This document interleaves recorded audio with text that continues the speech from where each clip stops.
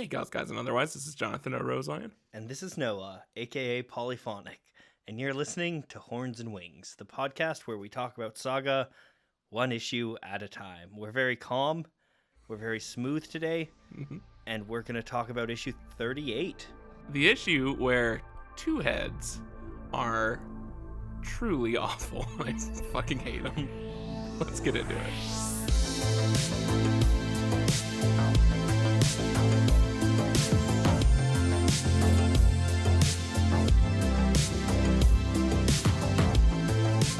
Noah, John, let's get into this comic because this is a good one and I want to talk about it a bunch.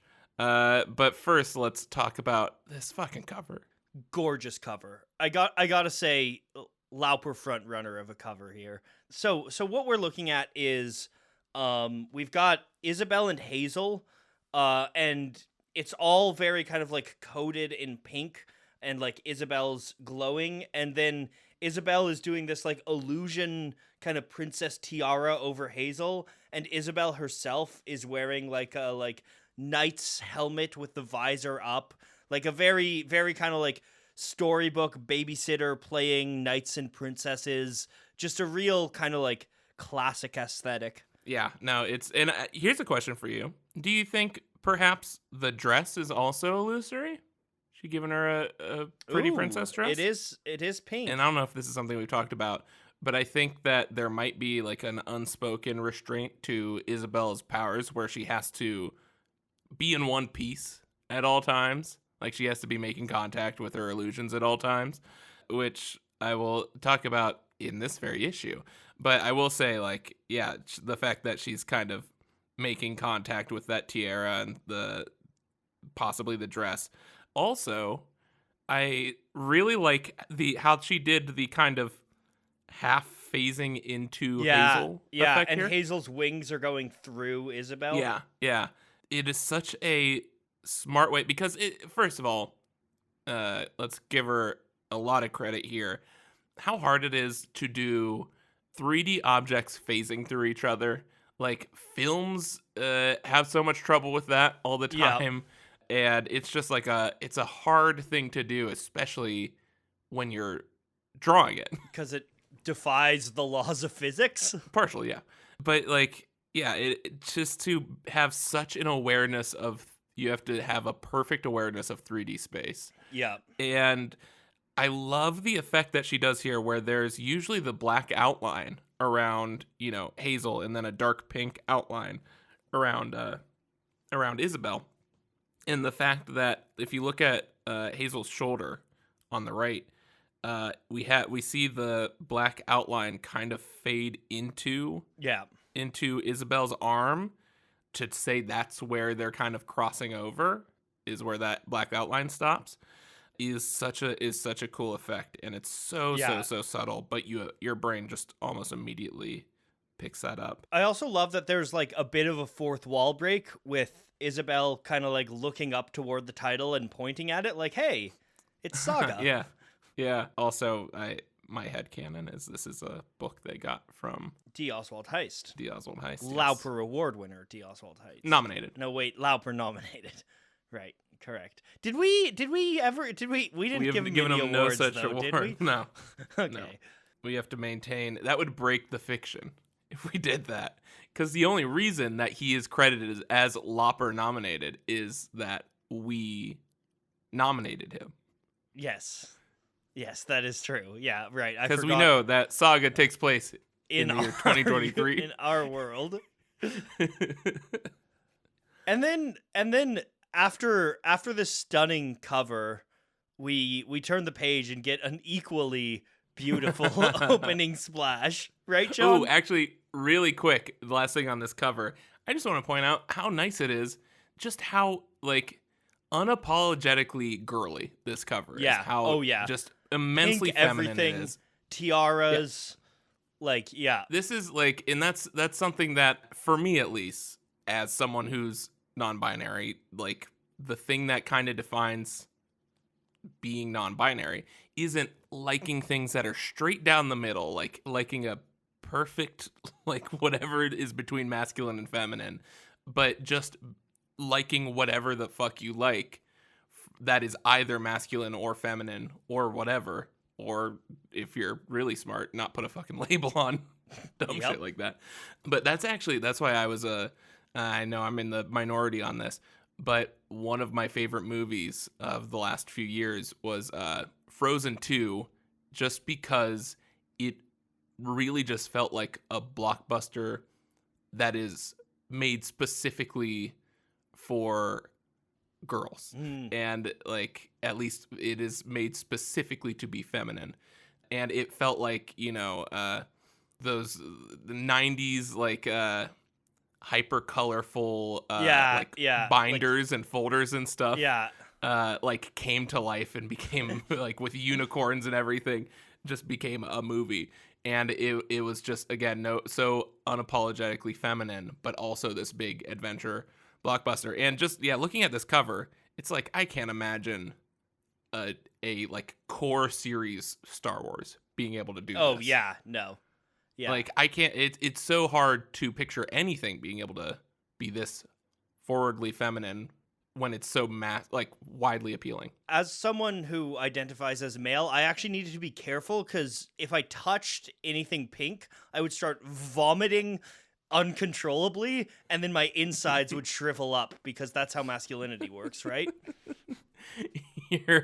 Your penis would inverse. Yes, exactly. Yeah.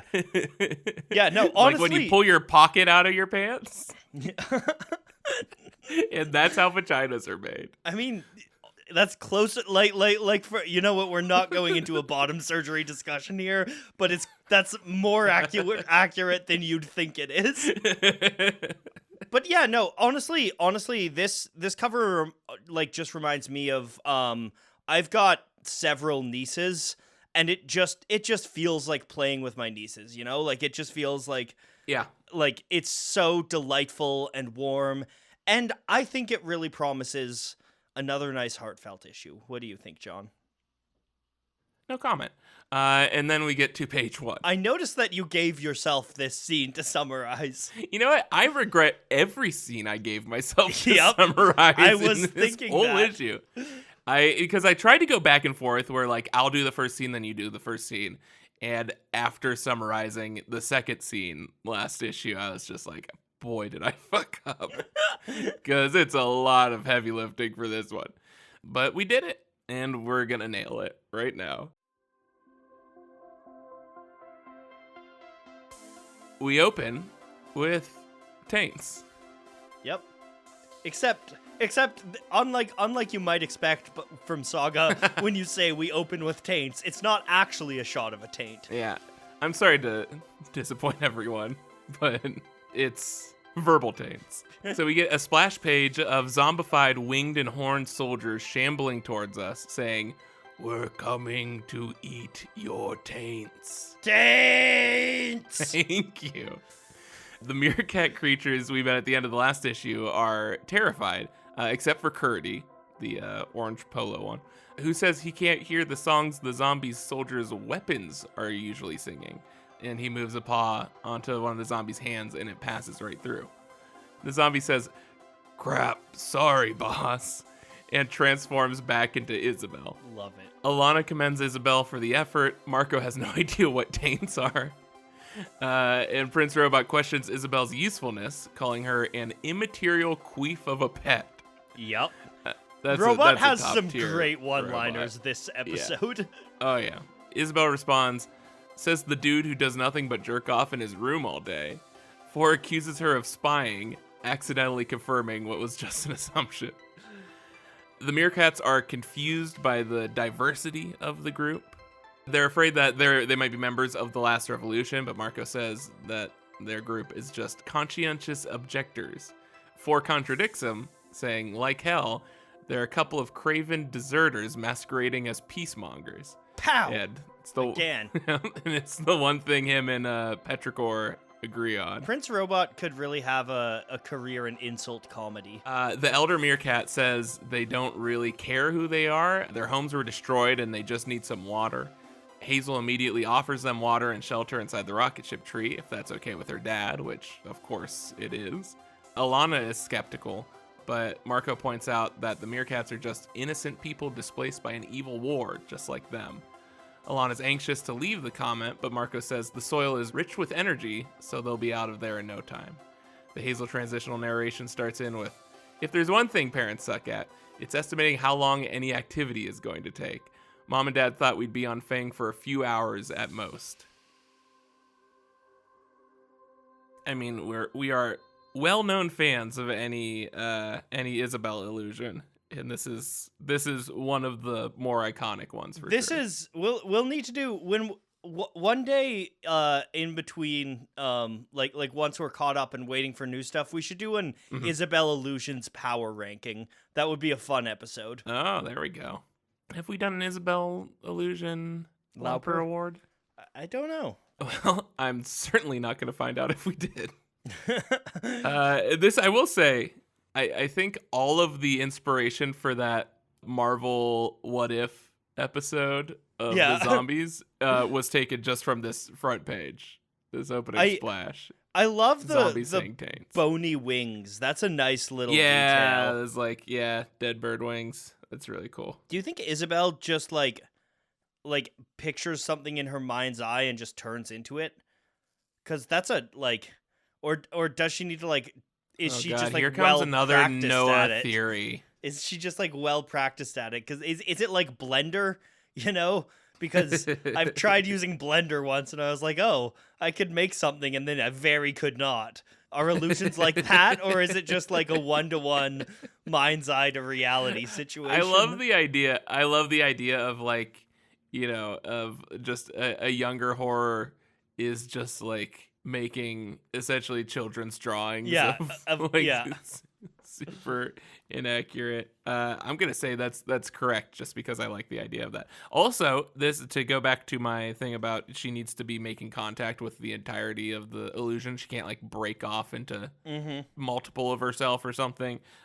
We have a green mist that's kind of connecting and surrounding all of these zombies near the feet that disappears when she turns back. Yeah, that's true. And so I think that's her way of making a horde of creatures instead of just being one creature, is they're all connected through the mist. Also, on the topic that you were talking about on the intro, Curdy's hand phasing through the illusion looks so good. Yeah, again, with that, figuring out how things would collide in 3D space. That's also something where, that's clearly something that shows, that's something that you can really, only do something like that well digitally. Clearly there's an opacity thing, right? Which does not necessarily mean it's, easy. It's still difficult to do well, but that's one of the virtues of working digitally. But what does not work digitally, unless she made this a 3D model, is figuring out exactly how where that hand would enter and exit, and it's hyper impressive. I also just love the look of because when this illusion disappears, they all kind of melt together. I love that. Yeah. What did it remind me of? Oh, just the Little Nemo animated film of the 90s. There are creatures that could kind of morph together and stuff, and that's a really relatable reference, John. Yeah, I know. It was written by Chris Columbus. Oh, he's the genocider, right? Yeah. Yeah. It's sort of what he's known for, is Little Nemo. Little Nemo. From 1990. Genocide. Great NES game. I do want to talk about, I think it's really cool that they bring back Sophie's ability of that hearing objects. Yeah, that's and true. And their song. Yeah. With Curdy. Which makes sense. They're both from Fang. Fin Fang Foom, I think we're going with. Yeah, I didn't even make that connection. Yeah, that's good. I like that. I wonder if that's a force thing that certain people are just born with it. Or maybe it's Maybelline. I'm so fucking tired right now, Noah. Also, I'm going to petition to change the name of this podcast to Wings and Horns and Ghosts and Androids. Yeah, I did notice. I was thinking when I read and she said wings and horns, I'm like, oh, that doesn't flow. That doesn't flow. But then you add and Ghosts and Androids into it, and suddenly it's like iambic pentameter. The only beautiful. ghosts in this podcast are the ghosts of your dead jokes. Wow. I've Honestly, never I been thought I less was burned I thought I was gonna be able to connect that bit better when I started the sentence. There's ghosts because it's a graveyard after you make your jokes. I like that I can cut out all of my dumb shit, but I can leave all of no. this in for you. I was up till 3:30 a.m. last night. Fucking same. I really love the lighting coming from the rocket chip tree here. It's really fantastic. Yeah, that is cool. Yeah. Kind of like just this massive night light Yeah. for yeah. everything, or like a distant bonfire. Yeah. Very 1917. Do we want to turn the page now? Anything else? I also really I do want to reiterate your immaterial queef of a pet is amazing. Yeah, no, this is, and then also I think I left it out, but Petrichor calls Prince Robot rabbit ears because of his antennae, which I really appreciate. I also do love the implication that the scene we saw of Robot trying to jack off was not a special scene. Like that basically the entire time where we've been cutting off screen, Robot's just been beating his meat. Is it meat if it's a robot? I don't know. Synthetic meat. Yeah. Which again makes Robot the most relatable character, like I've always said. Can I point out, by the way, we've had a lot of questions about the anatomy of this, but also there is like a Twitter moment thing today that was about robots and machines like being able to reproduce now. And again, this does take place in 2023. This is the future. What's the next page, Noah?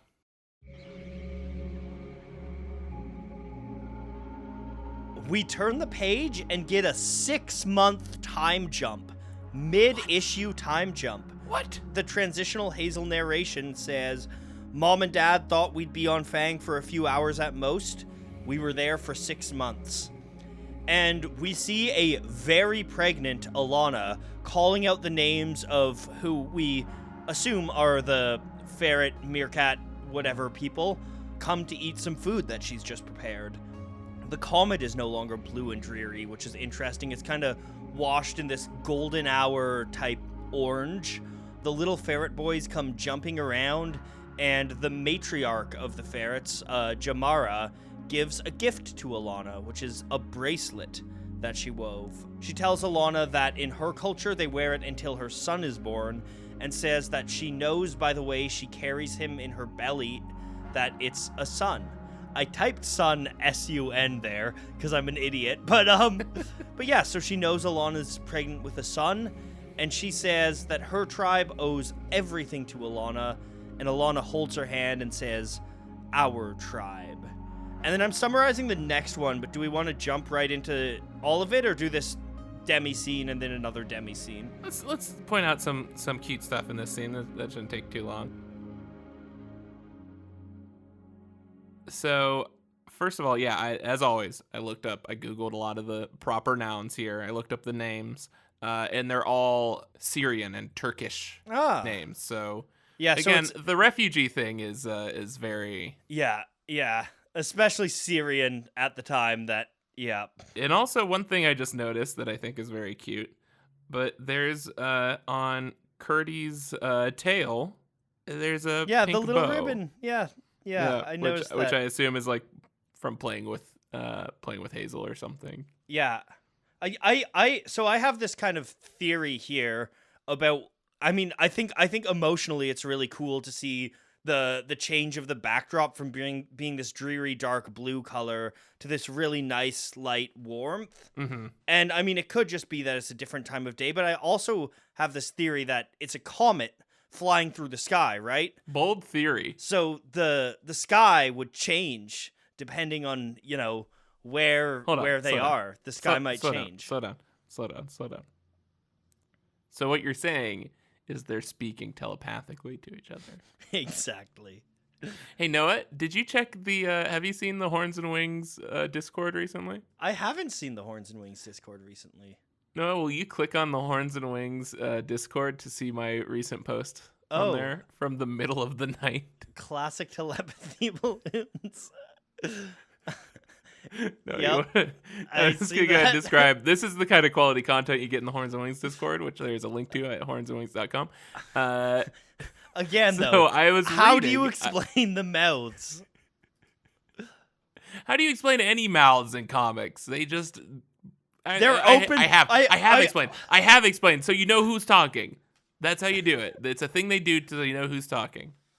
No, but This you has know been who's explained. talking because of the little tail on the bubble, John. No, They're but I'm not- saying I'm in sure real Adolf world, aren't in the even real here. world, in the real world, that I'm saying in the accepted reality of this You're comic, saying so? You're they saying open and close their mouths. Even though they're speaking telepathically, so you know who is talking, or So else they you just don't hear have a mishmash of voices. fucking. Well, if you just meet two people for the first time, you're gonna have no idea who the fuck's talking to you at any given point. You don't Oh know my people's God, voices immediately. That's hard John! to know. John, they're not okay. even So in just this to explain what we're episode. talking about, They're not just even to in explain this what we're talking about here. episode.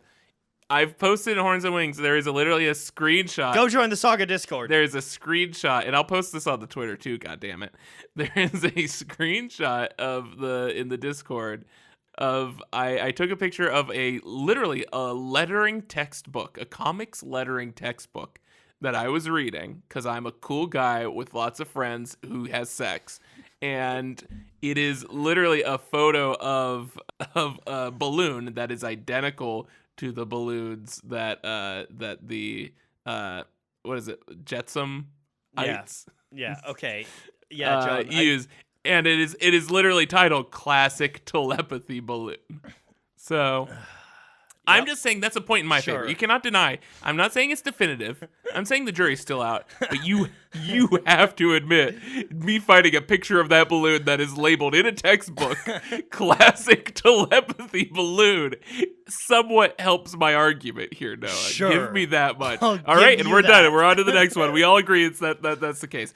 I don't even remember what the fuck this comic's about anymore. What are we talking about? I'm just gonna turn the page and do the next summary because this scene's nice. There's not that much. There is one question I had is why is there a jerry can on the table for like do you think Oh, they're I think that's been drinking like gasoline? reappropriated.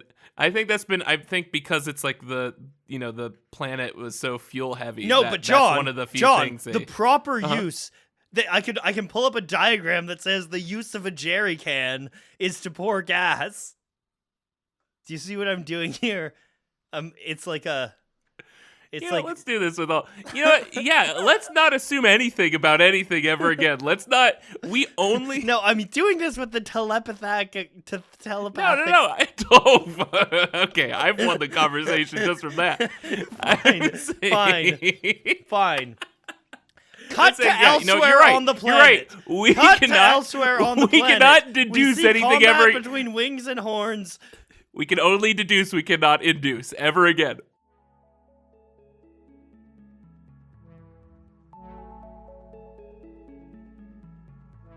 Cut to elsewhere on the planet. We see combat between wings and horns being witnessed from afar by Marco and Petrichor. Petri says there's a battle raging near, but that their position is safe for the time being. She starts to chastise Marco about the Meerkat folks and tells the story of encountering them when she was a soldier and then having one of them suicide bomb a checkpoint, killing 3 men. Yeah, so again, Very subtle. yeah. In that description, Petrichor describes them as their kind, and Marco says that Alana's taught her that there's no such thing as their kind, and that you can't judge an entire race of people based on the actions of one. Petrichor says, I'm well aware of your naive beliefs. I just hope I'm gone by the time you find out how wrong you've been.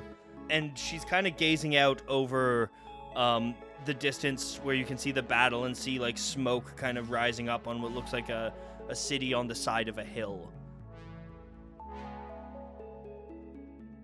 Speaking of that image specifically, and we saw one similar to this in the last issue, I really like the detail here. Again, it's just really, really smart stuff that I think you have to be so good at just observing things and knowing how things work to be able to apply it in this totally new context and bring these details over. But I love that in these canyons and all these shots we've seen of these sort of oil rig colonies, any place that is in shadows of this canyon always has these like lights as if it's a city lit up at night. Yeah. Even if it's during the day, if it's anywhere that is in a shadowed area where it would be dark, then you will see the lights. But if it's in a place that's, you know, wide open, then you don't see those lights. And that's such an interesting little detail that I think, you know, so few artists would put in the mental effort, I think, Yeah. and just have the observational skills to bring that into this sort of fantasy setting. So that's really, really cool. I also think it's interesting that usually we've seen kind of big battles between the Horns and Wings, but it kind of feels like Fang has devolved into just like these little skirmishes, because like what we see here is like 3 horns going against like, you know, 4 or 5 wings coming toward them. Like it's not these big epic battles. It's just this kind of ugly, gritty guerrilla warfare in these bombed out cities. Yeah, which again, very strong parallel to modern warfare. Yeah. Where it's not a field of people running at another field of people anymore. It's a lot of just pockets of violence. Yeah. I also love just the design. You can sort of make it out behind the action there in that same panel of these oil rig settlements here, that it literally looks like it's just built on top of one giant like pipeline. Yeah. Oh yeah. Yeah, that's just a really cool design where they're just building towns and bases on top of massive pipelines. On a fucking comet. Yeah, where it's just like, I don't even mind. This is probably the least subtle this book has been, and I don't even care because it is such cool imagery. Yeah. Yeah, I mean, I also don't think like I don't think every piece of political commentary has to be subtle. You know, like I think this is like, I have no problem with the kind of heavy-handedness of some of this, because especially at the time that it was being made, like that, and even still to this day, like it is very much a relevant conversation. And personally for me, like part of why we love fantasy and sci-fi is it allows us to have these conversations about the real world in these kind of like alternate fantastic spaces. And honestly, the question, like Petrichor's kind of experience here is interesting. And I mean, Marco's based and still right that there's no such thing as their kind, but like I don't think Petrichor's perspective is entirely unjustified here, especially given her experiences, right? Yeah, and it's talking about, I mean, it's again that thing the book does where it's like, here is their belief. We are going to challenge that in every way we can think of. Yeah. Yeah, and it's one of those things where it's like, I think it's very easy to say, oh, it's not subtle, and then therefore just jump to the conclusion that it's poor because of that. But if you ask yourself, like, why does it need to be subtle? Like, what is the value in being subtle rather than just being blatant in its message? Because ultimately the goal is to get the message across. So like, why are we so intent on it being subtle? And I guess you could make the argument that, like, you know, it needs to be like, therefore it's more applicable to different things, like, because, and I think that's, you know, certainly the case with some things where it's like, oh, this has aged so poorly because this just is about, you know, Vietnam or something, in that it's very hard to apply this to, you know, current events. But I think we're probably safe in assuming that a story about a war-torn area with lots of refugees for the pillaging of natural resources is going to stay relevant for a pretty long time. Yep. Well, and also like a lot of the great like 1984 isn't subtle. You know, 1984 hits you over the head with a brick. Like I think subtlety. I think the problem was when stuff is unsubtle and executed poorly.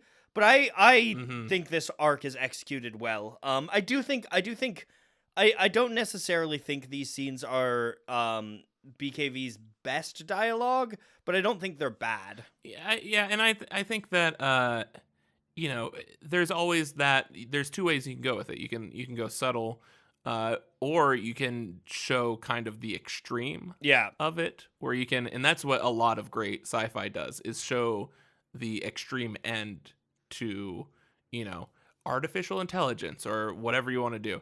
And I think that this has a lot of really good extremes of, again, entire battle stations and outposts and stuff built on top of giant pipelines and totally decimating a planet and stuff. Like, I think that it's, I think it's a false dichotomy to be like, well, it's either subtle or heavy-handed. But I think, there are so many good examples of Terminator is a fucking metaphor for artificial intelligence.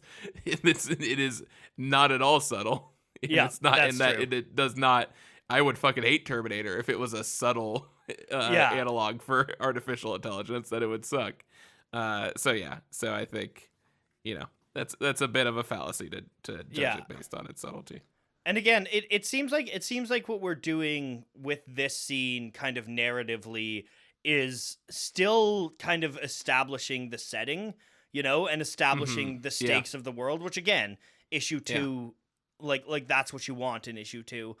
When we pour through it one panel at a time, you can really forget, like, in reading these, how quickly you go through them. Like, each of these issues is like 10 to 15 minutes of actual reading time, and like that page is like 30 seconds, that entire conversation. So it's easy to get, when we get really into the weeds, it's easy to forget how efficient this story is. Yeah. And then also, this is also a really important scene in terms of actually taking the time to humanize Petrichor and her her misgivings about, exactly.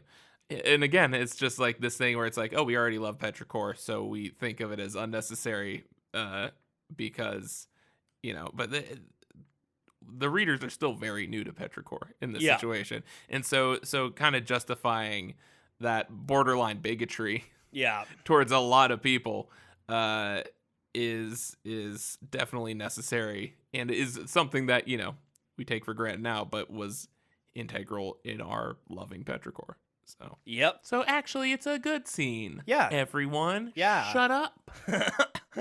Haters. We have proven with facts and logic that this is an objectively good scene, and we can move on now.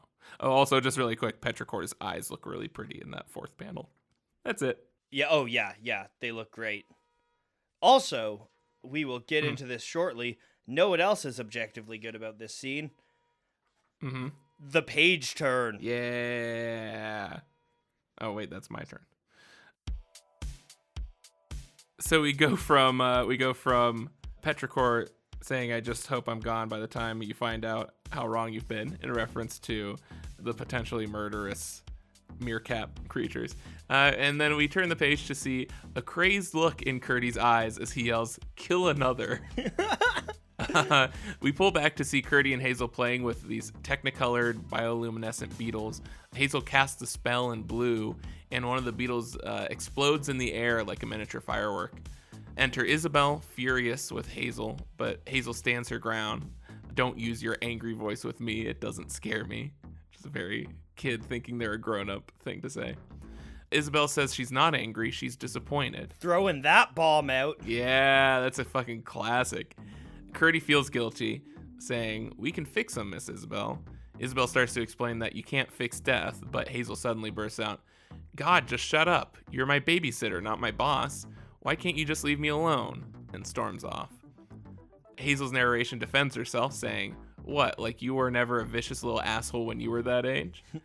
Prince Robot shows up. He and Isabel talk about how much of a dick his mother was before she asks him why he's wearing his fancy tactical getup.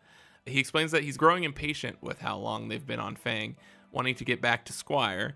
So he's on his way to the hopefully abandoned Robot Kingdom embassy to try to find enough fuel reserves to finally get them out of there. Isabel knows he'll have to cross literal war zones to get there, so she volunteers to scout ahead for him, making sure there's even any fuel there. Four is surprised by her thoughtfulness, but she says she's doing it for Hazel. Four doesn't understand why she's so loyal to the people that have essentially forced her into indentured servitude, but she explains, "Dude, I'm the first person in my family who ever got to leave the rock where I was born." As far as I'm concerned, Marco and Alana have wildly overpaid for my services. They've treated me like they're flesh and blood. Isabel looks out to the stars and says, they've shown me the universe. And that's the scene.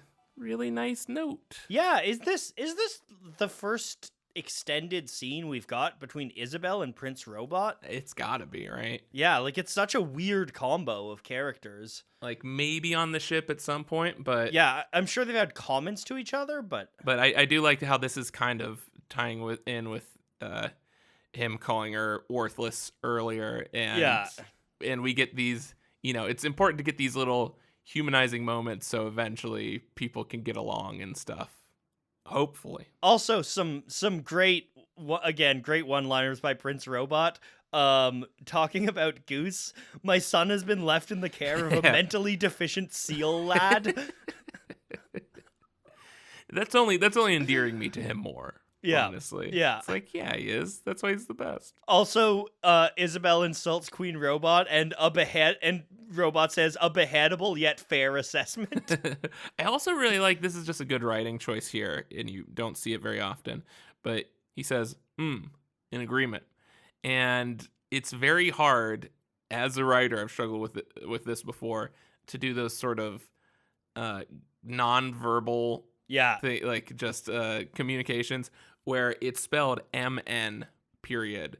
And it's so hard because you don't necessarily hear that N when you're saying but if it was MM and it's like, was he eating something yummy? Yeah.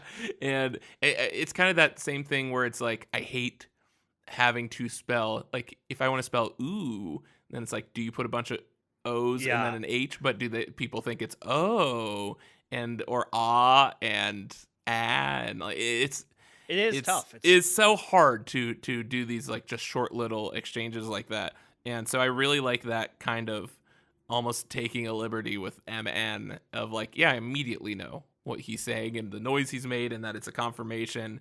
And it's just really, it's something that a seasoned writer would do who's picked up a lot of tricks. I also, speaking of seasoned and tricks, something we've talked about before is the fact that when you turn the page, it's not actually the next page you see first, it's 2 pages on.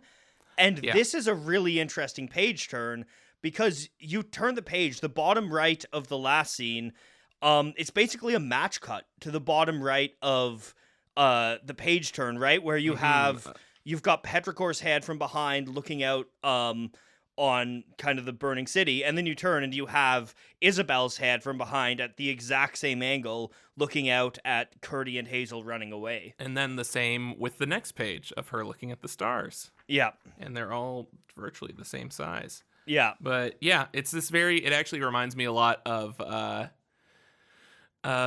there's a shot in The Godfather. That's one of my favorites. And it's when Michael is in the what father?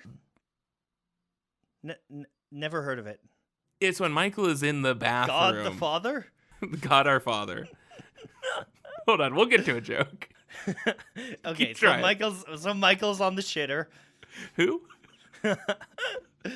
Michael, Job's so brother. it's when Michael goes into the bathroom to get the gun to shoot the 2 guys in the diner, and he finds the gun, and then he just, before he leaves the bathroom, he just stops and stands there, totally silent, and we just watch like sort of the back of his head for I don't know how many seconds, but it's just like that's their way of telling you what emotion he's feeling is by actively not showing his face, and you know everything that's going through his mind at that moment. Yeah, and I always love anytime I see that that sort of behind the head shot, because it's like even the subtle variations in their posture of, Petrichor looking straight ahead, Isabel oddly looking defeated in that panel of her watching Hazel, where it's just slightly kind of slouched, and then her looking up at the stars that's so hopeful. Like those are 3 just entirely different emotions for these characters that are so subtly different. And again, yeah, we talk about the lack of subtlety, but in terms of storytelling, in terms of character stuff, this book uh, is endearing us to these characters and kind of Yeah. showing them from an interior standpoint in such an effective way. I also just love, like, while we're on the praising Fiona Staples train, the bugs in the air, just like these little, like, colorful Yeah. sparkles just casually around, almost look like glowing confetti in all of this scene or something. Yeah, and then how that kind of matches with her looking up at the stars is really Yeah, nice. yeah. Where it just feels like they're floating in space the whole time. And I like that the stars have, like, motion lines, right? Because they're on the comet. Yeah, which I was going to say something about how it's like, well, technically we're hurtling through space really fast too, and that's not really how it works, but it's like, nah, that's just fucking rad. Yeah, yeah. Like, If you're gonna, that's if just you're really gonna, fucking cool. if you're gonna get to the mechanics of Saga, I think there's a lot of suspension of disbelief that you gotta do. Yeah, it's we do this cool thing so it look cool. Yeah. Also, Curdy looks terrifying in that first panel. He's got the bug glow Yeah. in his eyes, and you can see his teeth are fangs, and he looks Yeah. absolutely terrifying. Yeah, I mean, and we're getting to that, like, you know, the thing we were talking about at the end of the last issue where there's such a fine line sometimes between adorable and terrifying, especially with animals. Yeah. I mean, Google image search possums, and it is just varies wildly between like stuffed, adorable, cute little creatures and demonic possession. And so, yeah, I like that, using that, and then the kind of fire in his eyes from the Yeah. from the bugs. Yeah, that is such a classic BKV page turn. Yeah. Very good. Yeah. And do we have a blue translation here, John? For which line? For explodies? Hmm. Does it Did you translate want to take a to? crack at that one? I think it means explodies. Yeah, it does. IES, explodies. Yeah, explodies. I love the phrasing here of I'm just trying to remember how to spell this one, where it's literally a kid Yeah. struggling with their spelling, but it's I literally missed that. That's so spells. good. That's Yeah. such a good pun. Yeah, Yeah. that's fantastic. And it's also great because thematically there's a continuation of the discussion of violence, which obviously is kind of like just one of the biggest themes of the entire story, but you see this kind of continuation of this discussion from the previous scene where Petrichor and Marco are talking about kind of violence, and then we come to, you know, kids playing around with violence because, you know, kids do that, right? Like I who didn't squash bugs as a kid, like that's just part of like learning the world, and it's really interesting to see this kind of thread of, you know, the cost or justification of violence being carried through this scene. Yeah, and this is something that I love to see in media and is so fascinating to me, especially someone who, you know, wants to be a parent at some point. Like I am the thing I am scared of most with being a parent is the idea of Bugs. Of bugs.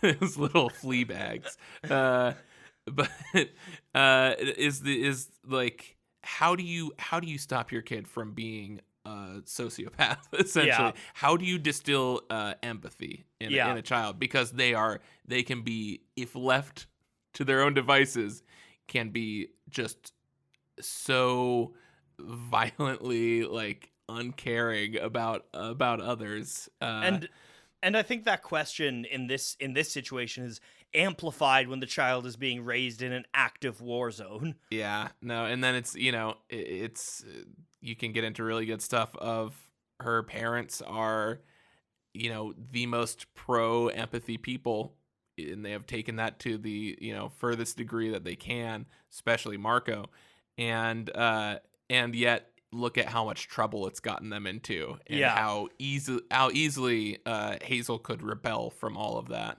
So it just makes me, this scene especially makes me very excited for this scene. Feels like a new step in the story. Yeah. Where you're seeing something unfold here that feels very like this is either the beginning of something great or something terrible. Well, and we're seeing for the first time kind of the challenge of Hazel's family proper. Like this is the first place where Hazel is actually both, a conscious person, because like babies are babies, right? And with her parents, right? Like up until here, she's kind of like she was with her grandparents, and obviously this is Isabel babysitting, and Isabel's been the thread the whole way. But it is really interesting to see kind of the setup of this arc of, Hazel is really starting to develop her own personality, and Marco and Alana are both there, overseeing this. So it's definitely setting up the big, because so much of Saga is parenting challenges. That's what the story's about, and it's setting up this new, like you said, this new phase of parenting challenges. Yeah, I'm pumped going forward. This is it's upsetting to see from the standpoint of loving these characters and seeing them fight, but I'm happy that they're getting into the weeds on this a bit. Yeah. Let's do next scene. We open on a wide space establishing shot of the familiar old planets of Landfall and Wreath. Well, planet and moon, rather. Hazel narration notes that the forces who wanted her family dead were still hard at work. We see those forces. Our friends, the Will and Sweet Boy, are in some sort of hallway that looks like it might be inside of a tree, knocking on a decorative, or ringing the doorbell for a decorative kind of medieval style door. And a unicorn horn lady comes out speaking blue. The Will asks about Gwendolyn, and the woman says she knows Gwendolyn well because Gwendolyn's her wife. We stan a textually bi character. The woman introduces herself as Velour, and we have actually seen her before in a not heroin, what's it called? I think it might be. Yeah, it is heroin, but with an E. Right? Yeah. Heroin-induced illusion. She's wearing slightly more clothes now, but not really much more.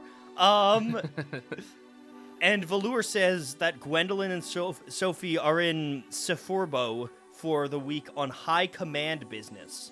The Will asks what kind of business, and Velour delivers her own great one-liner with "none of yours" before slamming the door in his face. I forget, it's been so long. Did the Will have a beard before, or is this our first beard Will? I think he had a beard. Yeah, I think he's had a beard since we Did he? I don't reveal. Yeah, okay. I don't know if he got, I don't know. I wasn't sure if he kept the beard, but yeah, anyways, he's also got this gauntlet, which I don't know what that's about. Did I forget something about that, or does he just have... It is. I believe this is new, and it is a result of Goose cutting his cutting his hand off. Yeah, his fingers off. Yeah, atta be Goose. yeah. It's I think this is one of the, other than Marco's flashbacks, I think this is one of the few scenes we've gotten kind of on like civilian Wreath, right? And we get to see this cool. It looks to me like it's inside of a giant tree or maybe a cave. Yeah. I mean, it's and Wreath paints itself as the more in tune with nature of the two. But this is still very, very upscale, and they still have, all of the event. They have doorbells and stuff, and it's just like very intricately crafted and stuff. And so you can tell that this is still the elite. And one piece 70s jumpers with very, very deep plunging necklines. I love that outfit. I want that. Yeah, no, it's fantastic. I want to go to a roller disco in that. Do you know what the velour is? Yeah, it's a fabric, right? Yeah, it's like usually often velvety. Used in outfits like that in the 70s. Yeah, so it's very appropriate. I also appreciate like how hard it must be for her to stick her head out of that door with that horn. It honestly, it must be hard for her to put that outfit on with that horn. Oh my god, trying to put on a shirt. Yeah. I mean, that's why there's such a big neckline. She just has to be able to reach the horn through it. That actually like legitimately makes sense.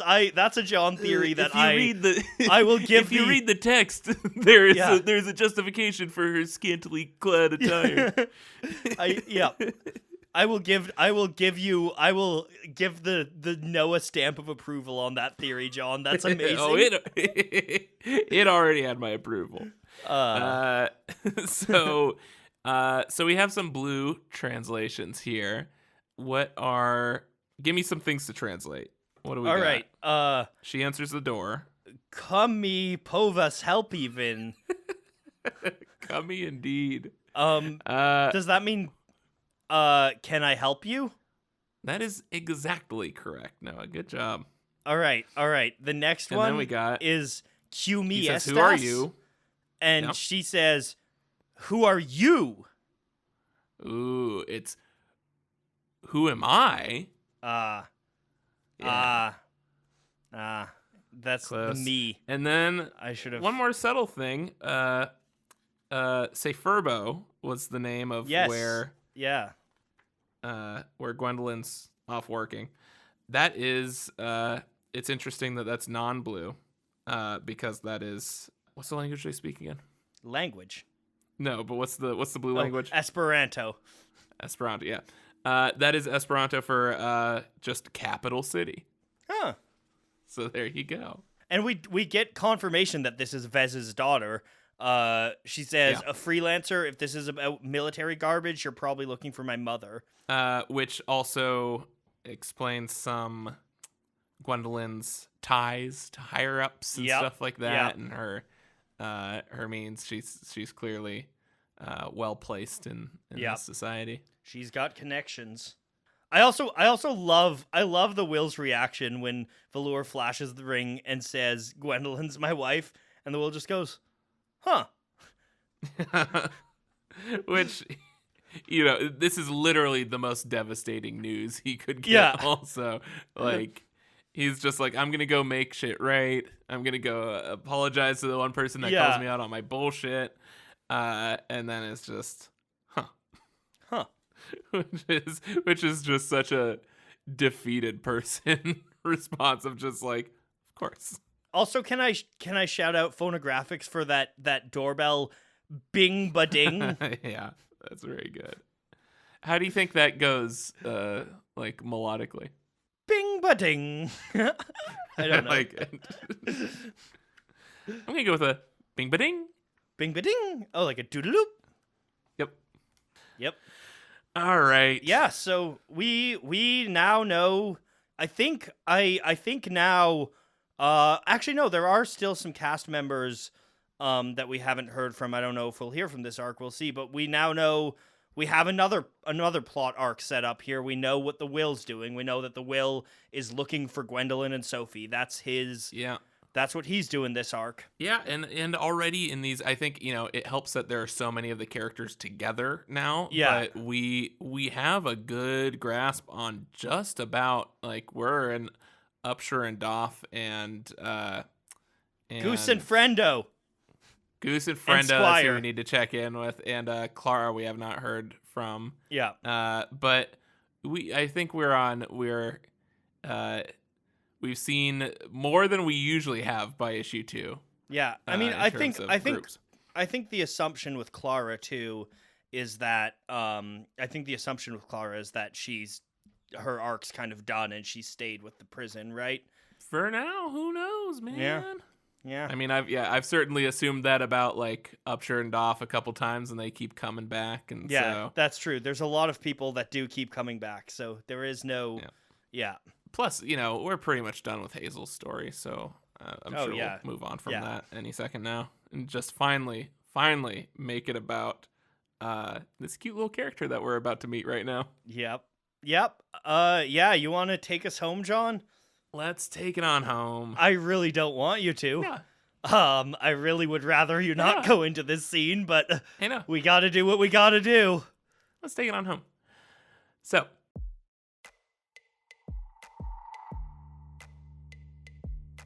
Isabel phases through the walls of the dark, abandoned-looking robot embassy, calling out, "Anybody home?" She gets a small snort in response as she's approached by a furry brown little pig.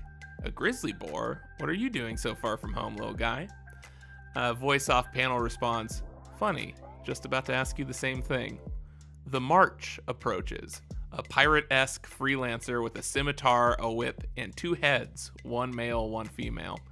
They explain that their pig, Bootstraps, has a knack for tracking down creatures native to Isabel's home planet, Cleve. They ask if she knows a POW named Marco. She claims to have never heard of him. And they respond, "Then how'd you end up on Fang? Your kind can only leave home if soulbound to a beating heart, like one belonging to a newborn child." Isabel immediately starts to hightail it out of there, saying she'll keep an eye out for anyone matching the description, but she's interrupted by the March's whip wrapping around her and somehow actually ensnaring her. "You ghouls aren't as untouchable as you like to think." The March threatens to run their scimitar through Isabel if she doesn't give up the family's location. And there's no coming back from their kind of killing, so she should choose her words wisely. Isabel looks down, defeated, saying, "Please, I don't want to die again. I'll tell you everything." Then she turns to face them with a shit-eating smirk. "Should I address the ugly bitch or the uglier bitch?" Love it. Very Isabel response. The March responds with a simple, "Your loss," as they pull Isabel with the whip directly into their sword.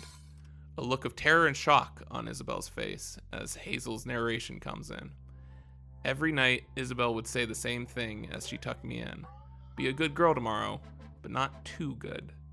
No babysitter sticks around forever." Just like that, Isabel shatters into 1,000 glowing pink shards. No. We cut back to the ship to see Hazel gripping her chest in agony as if she's just been run through with the same sword. The narration continues, "But the best ones never really leave, do they?"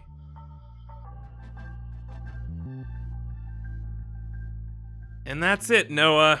It's gonna be one of those arcs, John. It's gonna be one of those days. Fuck. Fuck.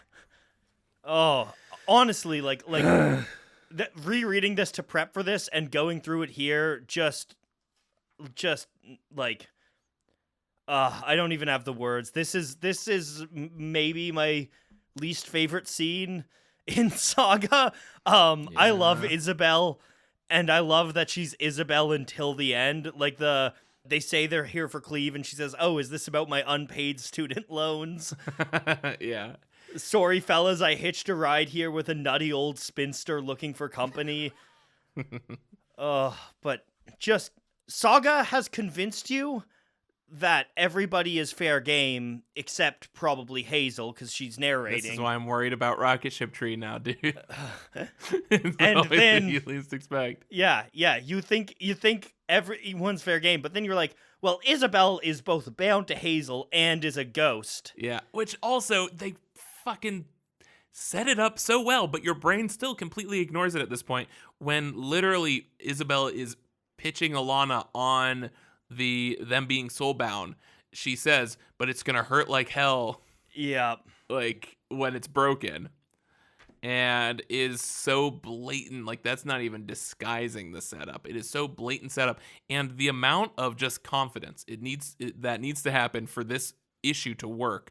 Of we are going to give the character the last monologue where she looks back on stuff. The thing where they have significant final scenes with characters and stuff that are bittersweet and everything of like, "I'll tell you when I get back" type of shit. And where if it was any other character, you'd see it from a mile away, but you are just so confident in like, she has always been this safe place in this comic of finally someone, it won't break my fucking heart. And it'll be fine. And then it's just like, you fucking what? You thought you could be happy? Yeah. You piece of shit. It does make me so happy that they like, I don't like unjustified killings of characters at all, but I really don't like shock value killings. And like, this is very shocking, but you got a beautiful scene with Isabel before, Yeah, right? no. Where Yeah. it's again, it's more, it's kind of like Bar, right? Where like Bar, it hurt a lot when he went out, but he got a good death, and this, the death itself for Isabel, kind of, I mean, she's still going out like her, like pure kind of like spunk, Yeah. but that scene where she's like, they showed me the galaxy, like that's just chills looking at that. Yeah, and then we get the semi-consoling, but the best ones never really leave, do they? To Yeah. just be like, she's clearly left And her. that panel of Hazel, like, just chills Oh, looking at that panel. I She mean, looks, we talk all the time about how Fiona uses backgrounds yeah, that are like actually practical, but as these abstract things. So essentially, we are in a hallway of the rocket ship tree, and so it's creating this winding black void behind her, Yeah. as if there is now a black void in her heart, and then using these bioluminescent mushrooms in a line that creates one of those kind of like anime strikes, Yeah. like a lightning strike type thing of just like, so you see this and you think like she's just been struck through with pain, and there is this black void inside of her now. Yeah, it like and almost it looks is like she's so like effective. falling into this void, right? Yeah. And the darkness under her eyes, and like the drooping wings. The drooping wings are like huge for that, I think. Like that's a low key thing that you don't think about with the body language. Yeah, no, it is. Ugh. I mean, she is all of us. And She is all of us right now. again, what happens in this issue just makes the cover that much more powerful. You know, like, Yeah. oh. Also, the scene, again, great panel design here. The scene where the rope wraps around the panel where the rope wraps around Isabel. There's no gutters there, and also incredible. That panel is incredible. Like the like you know, the lettering like escaping this box of this giant and then the like Yeah. look on her face of like kind of like sheer terror and confusion. Like this scene is it's a masterclass. I love the and yeah, the since you brought up the lettering here, because you'll see plenty of times like you know, someone will yell out something, and if it's like a scream, it'll continue off of the well, we saw it actually at the beginning with the taints. Yeah. Where if it's a loud noise, it'll continue off of the balloon, but usually, you know, in that example, it's centered in the balloon, or it'll continue off of the balloon as if it's this continuing thing onto the next panel. But this one, I love that it kind of comes into the balloon rather than continues off the balloon. So it's almost like that thing of like the centrifugal force type thing, where it's just like these words have stayed in place. Yeah. Almost yeah. like As she's like being they're a weightless yanked thing as she's backwards. being tugged. Yeah. And just really helps with that motion of being yanked, and that hard like juxtaposition of her facing the complete opposite way of her being diagonal towards the top left in the panel before Yeah. it, and then that the jarring jerk realization of she's been caught and is killable or touchable. The whole way that the ropes wrap around her form, because she's always this like kind of like washed out to give this ethereal form, and they're very dark wrapping around her. I mean, I think it's interesting that we've been talking about her phasing so much in this episode, right? Because and like even this scene starts with her phasing through a wall. Like it's clearly designed to subconsciously give you. And there's even the line about her being like the queef line, right? About her not being corporeal, right? Like there's all of these things set up to make you subconsciously so shocked when the whip wraps around her. The whole issue leading up to this is the rug, and this is the pulling of it. Also, we need to talk about the march. Yeah, and the fucking bootstraps, the grizzly boar. Yeah. Who I liked immediately, and now I don't. This is the Now thing. I'm angry. You see a fucking cute animal that you know you're gonna love, and at this point in your mind you go, Fucking "Oh, disarming. that's gonna be a fucking that's gonna be a companion, but I didn't Yep. think that. You don't think that, It's but like the whole thing is fucking just getting you relaxed. also, John, It's bullshit. this splash page of the March is, you were talking about being non-binary earlier. This is what Yeah, non-binary no, yeah. is, right? Yeah, this is how I feel, which is funny because they're kind of aping my mustache. Which we should point out, we have seen half of the march before. Yes, we have. Seahorse Agent talking to them on a hologram projector. Yeah, but we just saw the male head, and it is also eerie how much this kind of looks like Haley and I. This is marriage. Can you guys do a March cosplay together? Oh my god. Where I just put her in like a backpack. She sits on my back and has her head sticking out.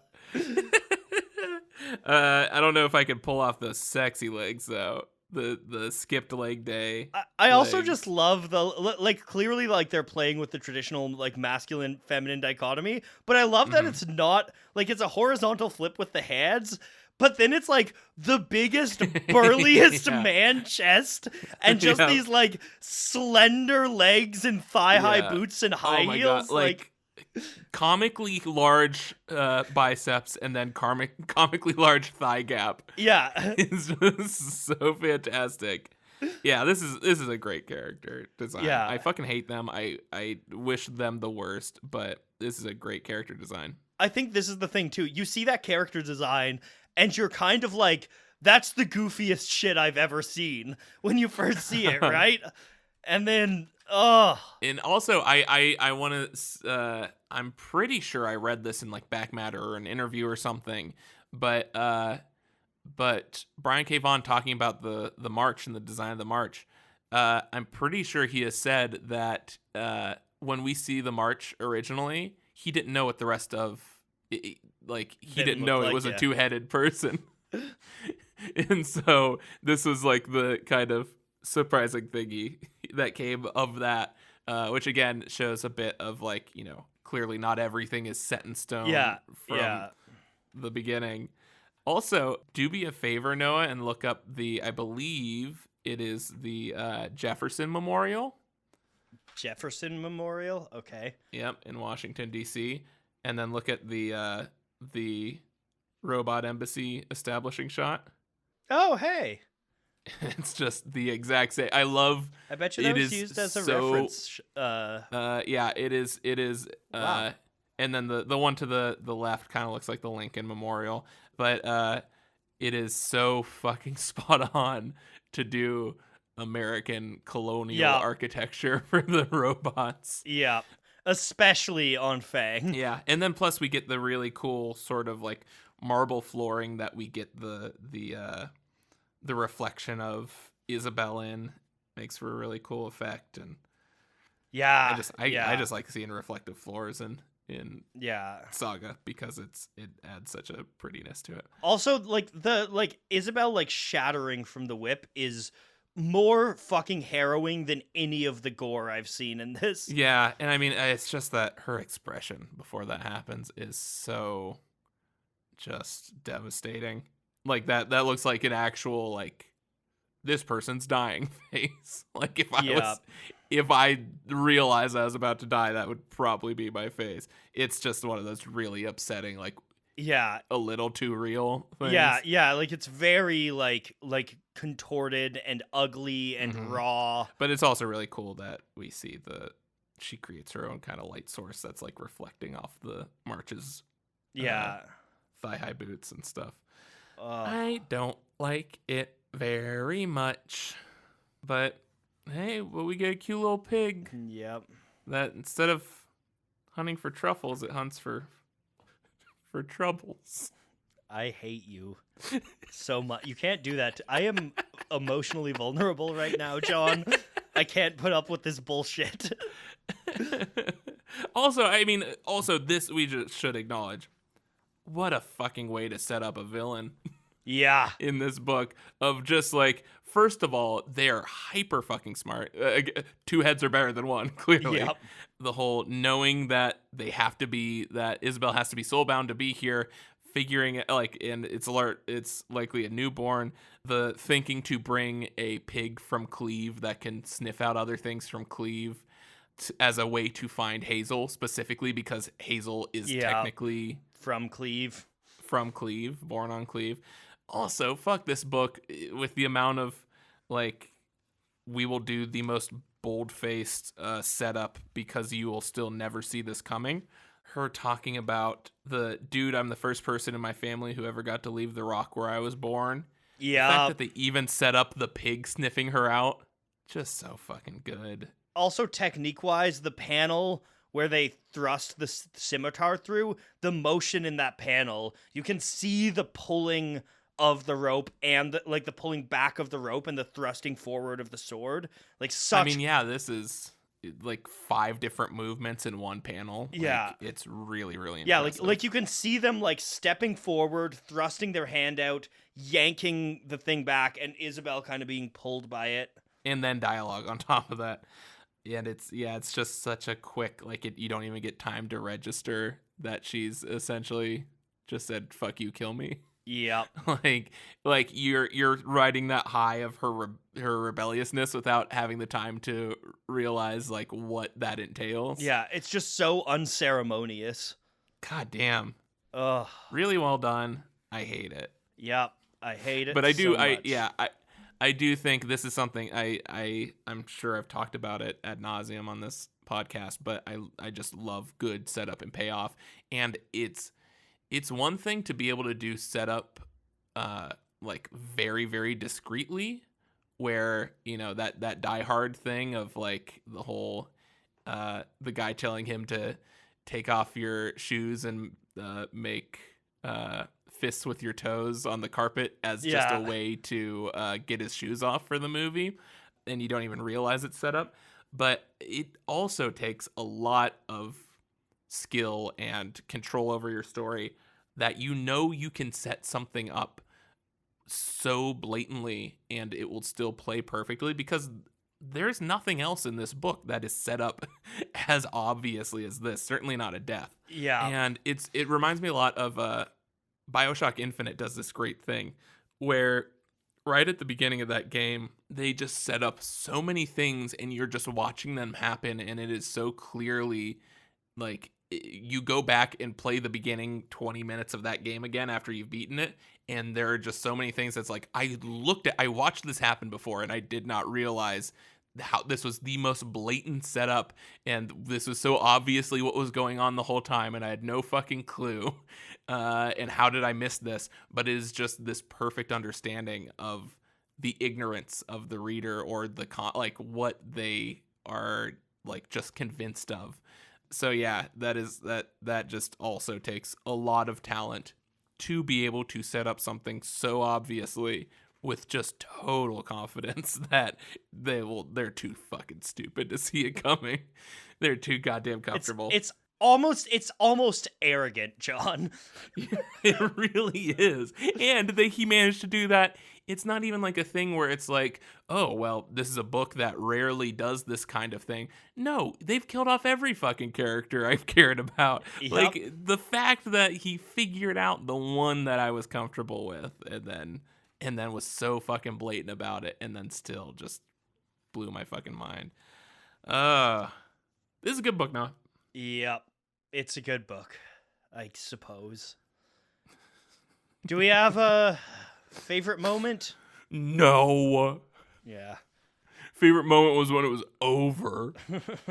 I really like Isabel talking about how she feels like she's a part of the family. Yeah. And that catharsis of they showed me the universe is really beautiful. I think my favorite moment is actually the last page turn to that final splash. It hurts. Yeah. It hits so hard, but I mean, I'm looking at that panel and still getting chills, and like that's why you don't become desensitized to that. That's why you know, great art makes you feel things, and it's not always good things, and it doesn't always have to be sad things, but like, I don't know, that's such a raw human experience that I feel privileged to have this book, you know, that can make me feel that. So I think that's actually my favorite moment as as painful as it is. Yeah, and I mean, and I don't know if we've said this explicitly, but I am a sincere believer in that, like, what is the goal of art at any time is ultimately that separates it from anything else, from, like, a philosophical paper or something, or To be the best by an objective criteria. to do the most things correct, which is why the U.S. Constitution is the greatest piece of art. But no, I think the what makes something art and what is ultimately the goal of most art is, or all art ideally, is to make you feel an emotion. It's not necessarily entertaining. Yeah. It's not necessarily sadness. It's not necessarily any singular emotion. But if it makes you, the stronger the emotional response to it, the more it has succeeded, I think. And yeah, and this is the fact that I have become desensitized to so many things in this book. Yeah. and so many things in life. And yet I care about this fictional character that was already dead dying again. And feel so bad about the pain that Hazel is feeling here is a testament to how much this succeeds at being art. Yeah. Well said. I don't really have anything to add to that. Art should just make you feel. Yeah. Which is what this podcast does, so it's art. Noah, what's makes you feel tired and frustrated and just generally agitated? No, what about a song for this issue? Yeah, I want to eulogize Isabel as I feel that she would love to be eulogized. So the song that I'm going to play in memoriam of Isabel is Bad Girls by MIA. Nice. There you're going to say, like, That's Life by Frank Sinatra or something. No, I almost went for something slow and sad, but then I was like, no, that's not how Isabel would want to be remembered. Oh, yeah. Live fast, die young, bad girls do it right. Isabel got to die young twice. Yeah, we gotta play some Pyrosis in her memory. Yep. I'm gonna go with Lose Your Soul by Dead Man's Bones. Are you familiar with Dead Man's Bones? I am not. I'm familiar with the concept of Dead Man's Oh, Bones. that's it. Well, you get it then. Dead Man's Bones is this really cool project that only released one album, and I'm bummed that I'm suggesting this just like right after October. But it is a band that did like generally spooky themed, in the way that like Awaken My Love was spooky themed, like just had general like zombie motifs and vampires and monsters. Spooky themed music that had a children's choir as the backing vocals to a lot of the songs. Oh, that's and cool. it the front man of it was Ryan Gosling. and it was just this project he had, and it is such a good album, and it's so I'll good check it out. for Halloween time especially. But if you want just like generally spooky, good acoustic music with like a child's choir, then check it out. But Lose Your Soul seemed appropriate from that album.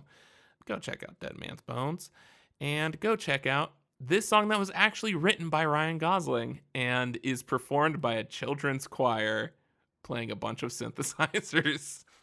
This theme music.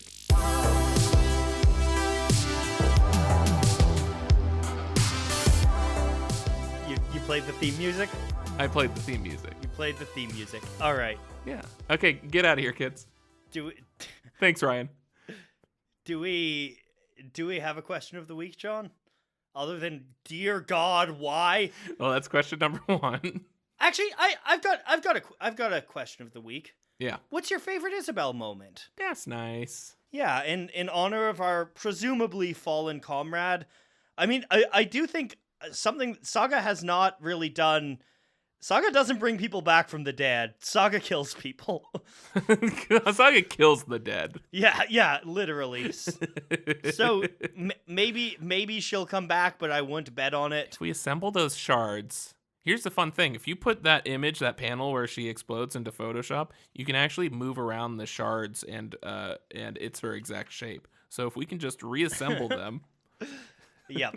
Yeah. I'm excited to hear that. And you know what? I'm going to go with 2 questions because I think I got 2 fun ones that I really want to hear the answers to. And we don't have to, as we've established last episode, we don't have to actually read any of this stuff until like months from now. Oh, we're going to do a massive question of the week. So we're doing Update. tons of question of the week now. First question was in relation to what you asked. Do you have any good memories of Babysitter? Like, what babysitter had an impact on you? Especially if it was a ghost babysitter. Oh, I assumed it was exclusively a ghost babysitter.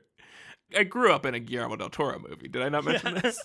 Yeah. So any impactful, not unlike the sequence of Hazel talking to Isabel about the bugs. If there's some kind of impactful memory or just a favorite babysitter, give them a shout out. Then yeah, let me know. My second question, spurred by the opening Saga zombies a la Marvel What If. I want to know, what is your pitch for a what if scenario in the Saga verse? Ooh. Give me your hypothetical storyline here, or if something changed in the past. That's a good one. I got to think on that. Oh wait, I've got one. What if Isabel didn't die? What if Isabel was just, there's more of her? Yeah. What if everyone was Isabel's? What if everyone was happy and okay and there was no eternal war? Oh, actually, that a very cool twin what if would be, what if like one of the sides won the war?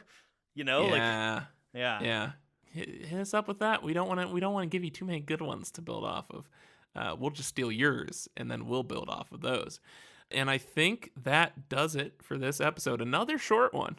We're really cranking out these. We've been cranking these out, and we're on a very limited time deadline here. So I'm glad that we are being succinct with these, and we had to cope. We had to. Yeah. I mean, this was more therapy than anything. This is a good episode. A big old thank you to Image Comics and Brian K. Vaughan. I'm not going to thank Brian K. Vaughan this week. I'll thank Phonographics and Image and... Well, you know what? Only Phonographics gets a thank you this week. Yeah. Your hands are clean. Yeah, no, you were the indentured servant yeah. in this situation. You were the Isabel. Yeah. And I'm sorry that you had to die for this Brian. And I mean, just for that last splash, fuck you, Fiona. Yeah, that's you're somehow more guilty. Yeah. All right, I think I've got to sign off here in honor of our fallen friend. Hit me with it. Should I address the ugly bitch or the uglier bitch? I'm both. Bye.